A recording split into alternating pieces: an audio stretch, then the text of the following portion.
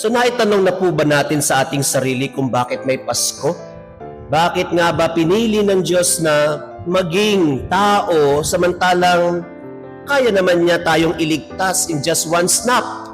Simple lang po ang sagot, dahil mahal tayo ng Diyos. Every Christmas is a great celebration of love of God to humanity.